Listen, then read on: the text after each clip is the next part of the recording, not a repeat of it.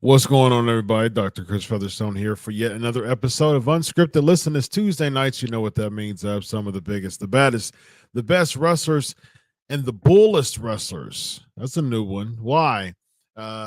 Because I'm speaking to a bull tonight. As a matter of fact, I'm speaking to someone who is a bull, who's a red rum, who's a relic, who's a Mama Luke, and he's been through it all in his time as a wrestler.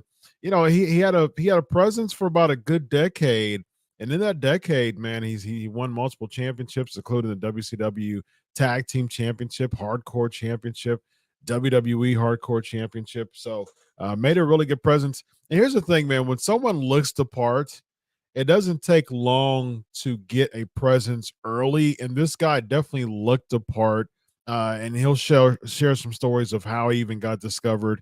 He's definitely easy to spot in the gym to say, yeah, this guy should be a wrestler. So without further ado, ladies and gentlemen, all the accolades that I just gave you, champion after champion, Johnny the Bull Stamboli. How are you tonight? I'm well. Thanks for having me. Awesome. Good to be here. Good to have you on the show tonight. Appreciate you having me. Awesome.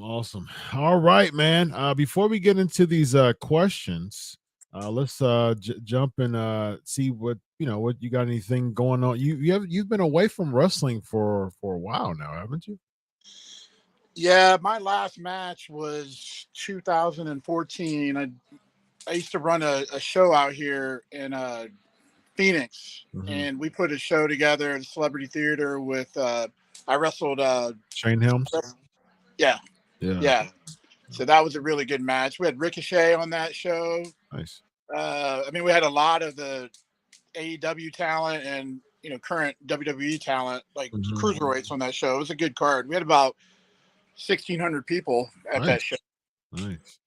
But I didn't know that was going to be my last match. It just ended up that way. What made you want to get into promotion, and why has it been 9 years since you've been in the ring?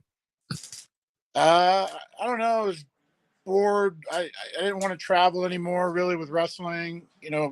After I went to Mexico, that was kind of a love-hate relationship. I was ready to just come home and chill out. There was a lot of different reasons. Friends dying in the industry, just the politics of it. I just got burnt out on it. Yeah. Yeah. So, yeah. And then I just got into the banking industry, and I've been making good money at that. So it's Congrats. kind of slowly baby stepped my way out of it. Yeah. Congrats on that, man. Life after wrestling, and clearly, It's hard. It's not easy. You got to humble yourself. That's the first uh, step. yeah. So you've been in the banking industry for how long? On and off since 2007, right before the market collapsed. I did Bobby Lashley's loan, Shelton Benjamin, Charlie Haas's, Hmm. Gene Snitsky. I mean, there who else? I don't know, probably a dozen. Hmm. But then the market collapsed, and then I moved to Mexico City. I lived there for a year with Mark Jindrak. Mm-hmm. We did CMLL. Then I went to AAA, which is AAA, Mm-hmm. and wasn't a fan of AAA. Not Conan and everybody's cool there, but like the people that were running it at the time, Hmm. kind of put me under their thumb in Mm-hmm. terms of they had me on the cover of their magazine, but they wouldn't let me get basically I was an illegal immigrant in Mexico. Oh wow. So it was the other way around for me. And if you get caught there, it's a felony. So, we would just pay the policia off. They would check us out. They were fans of us, but they would still every once in a while they would screw around with us. Yeah. Very interesting. Okay. Uh he's a man of many hats going on right now, man. It looks really cool in your area and neck of the woods, man. Late night in Arizona right now. Looks like there's a Yeah, that's my poolside. backyard. This is my pool. Nice, very nice, man. Watching the Lakers game. Very You know, nice. got the Georgia Bulldog flag in the background. Okay, you're an Atlanta guy, right? You went to college in Atlanta, right? Yep. Cool. Are you ready to dive into these questions? Yeah, let's go. All right, man. Guillermo's asking, how was working with Nunzio and Chuck Palumbo as a part of the FBI? Oh, I love those guys. Nunzio is hilarious. He cracks me up all the time. And Chuck and I, we went to wrestling camp together. He actually was my first match on TV on Thursday Night Thunder, and that's the first time he did a super kick and knocked me out in the ring. I mean, it was the finish move anyway. Mm-hmm. So he knocked me out and covered me, but I woke up within seconds. But that's the first time he threw that kick. It's an initiation. You end up teaming with him. It was an initiation. He just was sloppy, and he just didn't know how to throw it. And I was his guinea pig. An accidental initiation. Well, we used to, like in the power plant, we used to like lay it in on each other. Oh, like, really? We used to I mean, these guys today couldn't shake it. They couldn't. They wouldn't hang in the power plant. Yeah, I've talked to Sarge. I've interviewed Sarge before, and he was, you've told me that as far as just like the night and day, nearly, when it comes to a lot of this training, then compared to now, it gets you psychologically tough, back then. Yeah. You know what I mean? So it's a big difference than now. Yeah, there's a lot of different things you got to be tough at. Yeah. Some things where I lacked in some areas, I excelled in other areas. Yeah. Kelvin is asking, who came up with the idea for Relic? So I was over in Japan, and when I went over there, when I left WWE, I went over to Japan, which was All Japan, which Great Muda owned that company. And I went over as the fake Muda. So I basically wrestled Muda at a pay-per-view match, and then eventually I was demasked to prove that, unmasked to show that I was Johnny the Bull. And then we started the Voodoo Murderers over there. It was me, Tyru, Chuck Palumbo, and we wrestled, Eddie Fatu, which was Umunga, and his team over there for a full year, a little over a year. But then when I came back to the States, nobody, because Muda was like very like artistic with his mask. He'd have a new mask every time. So no one was doing that type of mask here. And, I knew Andre over at AFX Studios in Atlanta, which he does a lot of special, like like special makeup and for what's that? Walking Dead. He's done, you know, Triple H's belt, his crown, Hmm. a lot of stuff in WCW. He did, I think, Mordecai's costume and what was his name? Glacier did his stuff. So he made a mask for me. I gave him a picture of Darth Maul, picture of Jeepers Creepers, and a picture of Spawn. I said, make me a mask. And so he blended it all in and came up with Relic, aka Red Rum. Was the was the play on killer, like I know that is the intentional, but what made you think of that type of name play? I think it was really cool to do that. I don't know. I just liked. I was me and Jendrak were big into like calling each other's names like backwards. Okay. We call each other Crod, which is dork, or nerd, which is Dren, or geek, which is Keeg. And you know, we would call each other stuff backwards. Yeah. So I don't know. I came up with that name and it just stuck. And I wanted to like recreate myself. So that's why I came up with that character. And how come? I mean, the character was really cool and dark and just really eerie. And it seems like you were going to have a really good presence in TNA at the time. How come you never got to a point of like just kind of main event level or winning the title or something like that? That was a very strong character. Well, so that character, like, you have to protect it. It has to be, you have to use it a certain way. You can't just go out there and flip flop around with cruiserweights. Yeah. You know, it's a killer. So, and it's mysterious. So you have to treat it as such. A lot of wrestling today doesn't have characters anymore like that. And that's what I grew up on, you know, with the Macho Mans, with the Ultimate Warriors, with the Sergeant Slaughters, you know, characters, you know, Andre the Giant.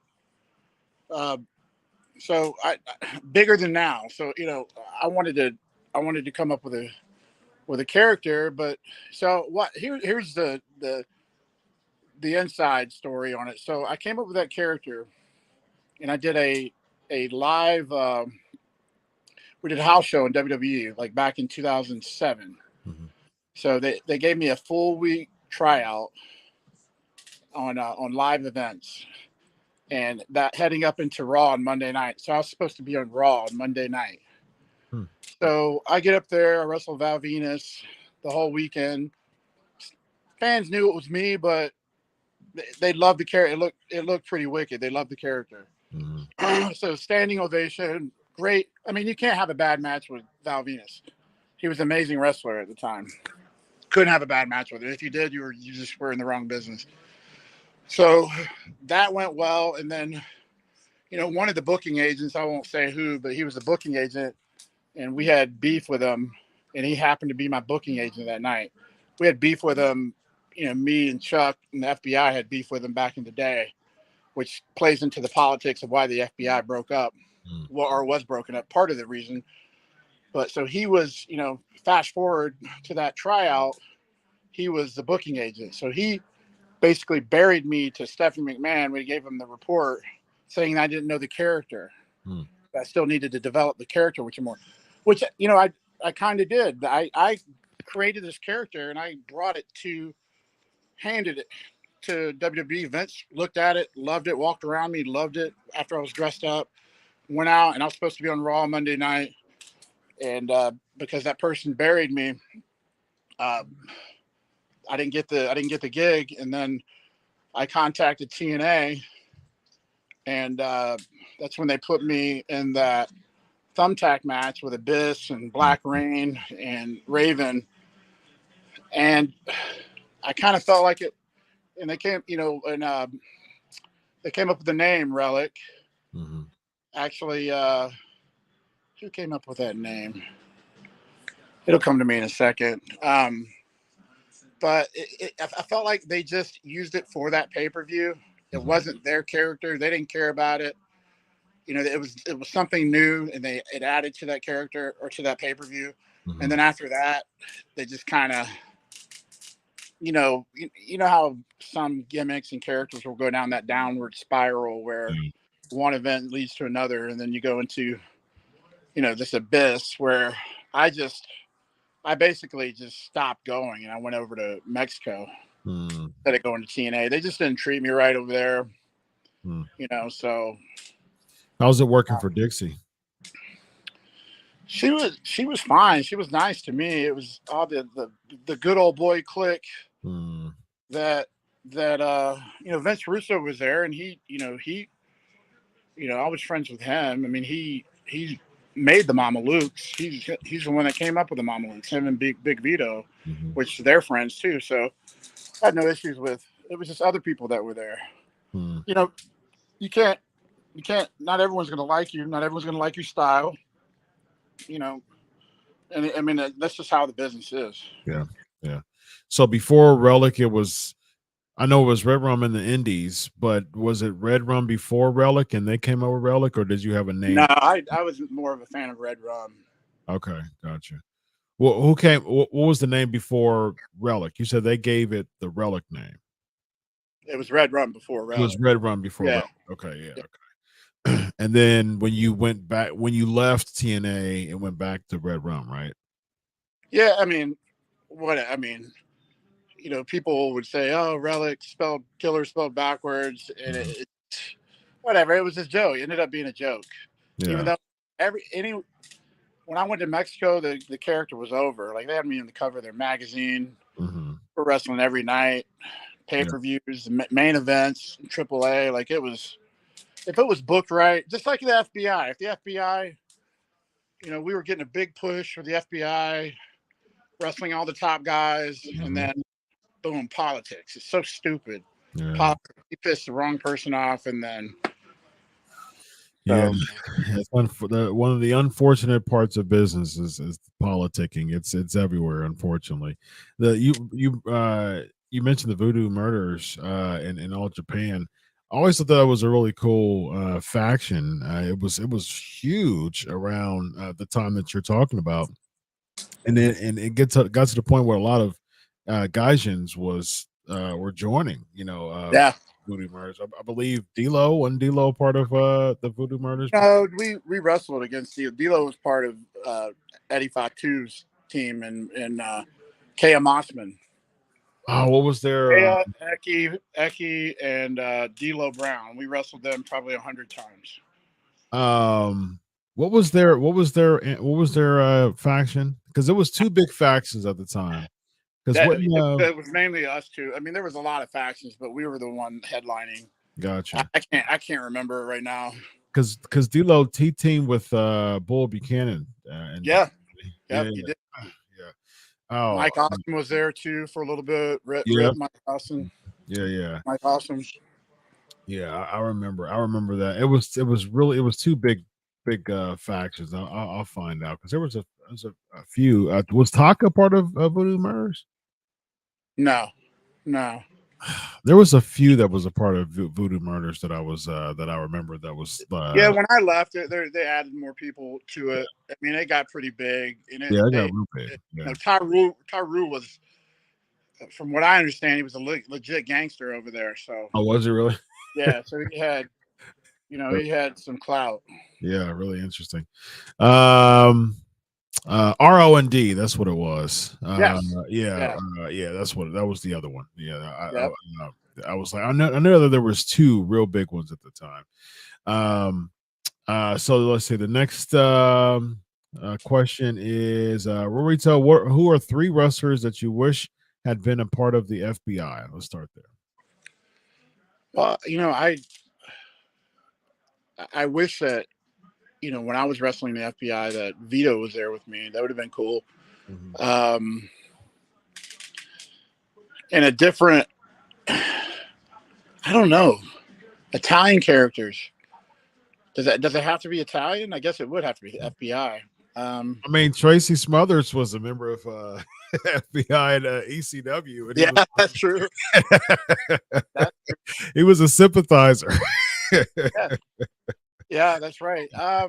And by the way, D'Lo was a part of Voodoo Murders from September 17th, 2005 to January 7th, 2007. Okay. Yeah. That makes, Yeah. that's right. So was Bobby Man, Kim. there's a lot. There's a lot of, all this stuff starts blending together after a while. Yeah. Renee Dupree, Charlie Haas, Lance Cade. Yeah, it got real. I remember Bob Sapp was a part of I it. forgot about that. Yeah. Bob Sapp was in my wrestling Yep. camp. So who's your three? Who's your three members of FBI? Oh man, that's a tough question.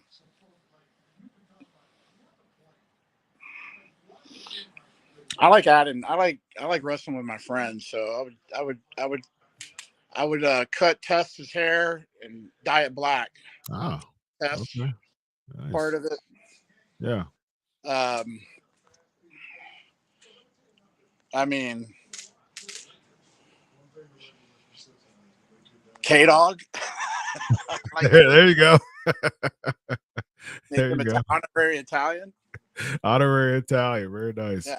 To be honest, to break kayfabe in character, I used to think I was German Italian, so I thought I had a little Italian in me. I did my ancestry.com thing. It came back. I'm 82% British and the rest Scots Irish. I have Wow. zero Italian in me. Zero Italian. Zero. I just killed the character. It's just from now to today, April 11th. I mean, He tells the truth. I still have that, De Niro look. Yeah, oh yeah, for sure. Definitely has a De Niro. It definitely have a De Niro. So Yeah. I mean, I can get away. It's all, it's just wrestling is a suspension of disbelief. For that 1 second, you believe it. Yeah. Just like you're watching that movie, you're like, wow, that scene was awesome. Yeah. For wrestling. And here's the thing: John Hugger's not Italian, but Johnny Stamboli German.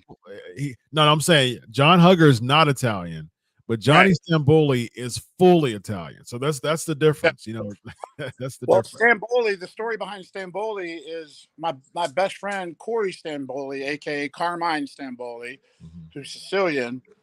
Vince McMahon came up to me and said, "We need you to have an Italian last name," because this was when I was Johnny the Bull coming in from WCW. So I was like, all right. I called Corey up. I was like, Corey, you care if I use your last name? And he's like, absolutely, I'd be honored. That'd be great. So fast forward a couple years, the name's getting big. And his, I won't say his name, but his father's connected. Like he was in prison for mafia. Like he's in prison, like he's a lifer. Anyway, he's watching wrestling and he sees Stamboli, Johnny the Bull Stamboli on there, and he called up, Carmine immediately. He was like, "Who's it?" He's like, "Who's this guy using our name?" Corey Carmine. Who's this guy using our name? And he's like, "Dad, that's one of my best friends." So that's the story behind Very nice. the Stamboli name. Very nice. Elvis is asking, hey Johnny, who do you credit for giving you the big break in the business, and how hard does the Undertaker hit? I give credit. Well, one,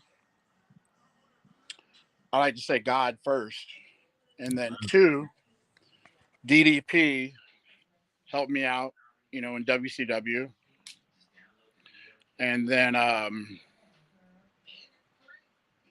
there's a few people that helped me out. Kevin Nash was one of them. He helped the young guys out. DDP, Vito helped me out a lot. But Undertaker was the easiest person I've ever wrestled. Like we wouldn't talk about anything at all. They would just tell me the finish, and then I'd go up to Taker. I'd be like, Taker, what do you want to do? He goes, just listen to me, kid. I was like, all right. So I had zero nerves, because I don't have to remember anything. Yeah. And the whole time he's calling it out. Like the dude, he's probably the greatest general, backstage general I've ever seen in wrestling. Very nice. I mean, he's telling me as I'm hitting him, give me a standing suplex. And I'm like, you're 7 feet tall. He goes, give me a standing suplex. I'm like, all right. So you have to go from corner to corner. If you go from rope to rope, you're going to drop him on the rope because he's so tall. So you have to go from corner to corner to give him a standing suplex. Very nice. So no, he was, wrestling. You're not supposed, wrestling it's a work, so you're not supposed to really like try to take someone's head off unless a fight breaks out. So Undertaker was a gem to work with, Nice. and I learned a lot from him. Very nice. Antonio's asking, any plans for an in-ring return? No, I mean, I was at Raw 2 weeks ago here in Phoenix. I was backstage with Ray and Shelton Benjamin, and I met some of the new writers, and I saw Brock, and I saw a lot of people that that were cruiserweights that are now kind of running. They're booking agents, and they're in the gorilla position. Like Shane Helms is in the gorilla position. It was good to see everybody, but I'm 40. I'm about to be 46. So, and I haven't wrestled in 5 years. I've torn my tricep, bicep. Tricep was in jiu-jitsu. Bicep was snowboarding. My right tricep, I've torn it. That was in, I was having it was in a wrestling match. So the gravity of it all, kicks in after a while. And I don't, as much as I missed it going backstage and seeing all my buddies and, got that itch again, kind of, it's not realistic for me. I got a son now. He's 3 months old. He's about to be 4 months old. Wow. That's all I care about, really. Yeah. Congrats on that. Thank you. His name's Brody Hugger. Brody the Bull one day, maybe. Brody the Bull. Okay. Maybe playing seeds. Maybe playing seeds there. All right, got a few more minutes. XO is asking, any memories of working or hanging out with Disco Inferno? Man, I have a lot of memories of Disco. Disco is one of the, he's got dry humor. He's intelligent. He's got a really good mind for the business. He's another guy that helped me out, helps out a lot of the young guys at that time. We used to party together and hang out together. It was fun. He was a good friend to me. He still is. We stay in touch. He's in Vegas. We stay in touch every once in a while. He's from Atlanta too, so we run into each other every now and then. Very nice. Working with Father James Mitchell at TNA. How was it working with him? He's cool. Like he lives the gimmick. Yeah. Literally lives the gimmick. And that's another thing, like that would have been really cool with Relic and Father James Mitchell. Yeah. Like that could if they would have just used that character right, but they didn't care about it. They didn't come up with it. They weren't invested in it. So yeah. It really seemed like that was a ball drop there with Relic. I remember watching it back in the day, and I was like, "Man, this is a real." Because I knew who you were. I knew that Relic was Johnny the Bull. Right.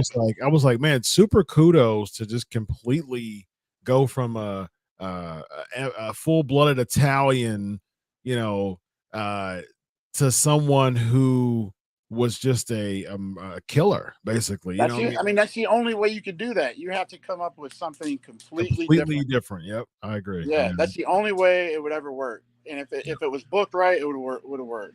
Yeah, agreed. Because I can't, I'm not like, I know my limitations. I know that I'm not I may not be the best. I could go with anyone, but I'm definitely not going to flip flop around. I mean, the last time I flip flopped around, I busted my bladder. Did a move off the top rope to the floor wrestling Terry Funk for the hardcore match. But I was 20 years old then. You couldn't tell me anything. I thought I was indestructible. Yeah. I would have done 20 backflips off the top rope if I could have. But when you're 20 years old on live television, your head is 3 sizes. Yeah. How's it working with Funk, man? How's it working with who? Funk. How was he backstage? He was hilarious. Did he speak like this?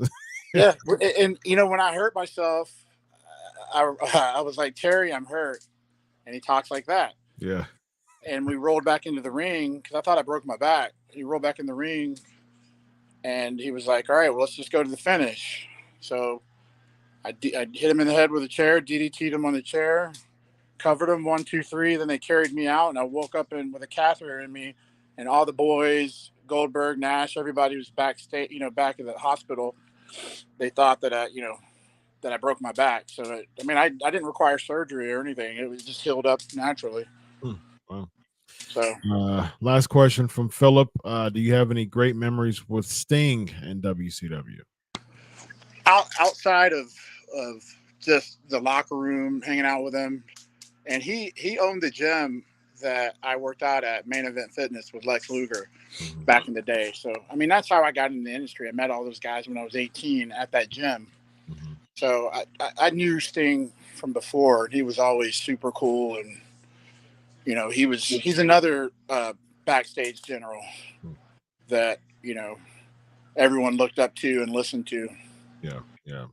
Even The Rock. The Rock was cool as heck. Like I remember the first time I was standing there watching the monitor, because I'd always stay and watch all the matches after my match, and I have a bull tatted on my arm, and he walked up next to me, and we're watching the monitor, and he looks down, and he did his eyebrow thing, that tattoo of the bull.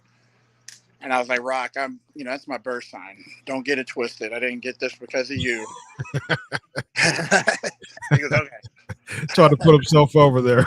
Yeah. John, it's been a pleasure, man. That was easy breezy, lemon squeezy, man. I hope you had a good time like I did. I did. It was good reminiscing on everything. I appreciate the time. Fantastic, man. Go tend to your business, man. Enjoy the rest of the night in Arizona. You still got it's kind of young there still, about 8:30 or so there. So you still got some time to. Yeah, I'm just watching some basketball right now. Atlanta Hawks just won. They beat Miami, so that's good. Well, but knowing Atlanta teams, we blow leads, so Let's not talk about the Super Bowl. Yeah, I got PTSD from that. Oh man, that's unfortunate. I was rooting for them that night too. So. Every time Atlanta gets a lead in any sport, I get, my anxiety goes up. Yeah, they blow it, man. So it's been a pleasure, man. Thanks so much for coming on, and have a good night. You too. Thanks, brother.